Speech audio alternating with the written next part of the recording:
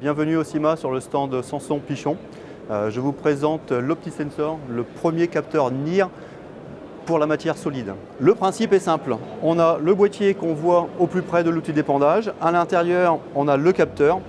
Le capteur envoie une source lumineuse qui va refléter sur la matière. Quand je positionne la matière directement comme si on était dans l'épandeur, j'ai une réponse à cette matière. Un analyseur de spectre va en déduire un spectre. Ce spectre va être envoyé dans la base de données, on va le comparer. Et dans cette base de données, on va être capable de déterminer exactement le taux de matière que l'on a en azote ammoniacal, en azote organique. On en détermine aussi également le taux de carbone organique, le taux de matière sèche, le taux de phosphore et le taux de potassium.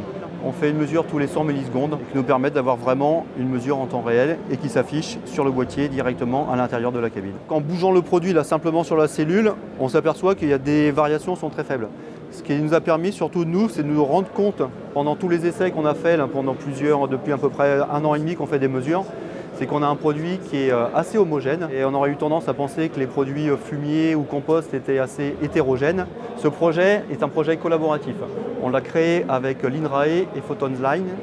L'INRAE a créé une base de données en collectant plus de 500 fumiers qui ont été analysés. Donc on a une base avec plus de 500 spectres qui correspondent aux différents types de fumier que l'on peut rencontrer. Et on en a travaillé à PhotonLine, qui est un fournisseur, pour déterminer le capteur qui nous permet de mesurer correctement notre taux d'azote. Ce qui est important sur le projet, c'est d'avoir une base qui soit fiable et aussi d'avoir trouvé un capteur à un prix abordable pour venir dans l'avenir avec une solution qui soit réellement commercialisable. Le but, c'est de ne plus parler simplement de dépendage de fumier en tonnes par hectare, mais en unité d'azote pour l'amendement qu'on veut déposer au sol pour préparer les champs pour les cultures à venir.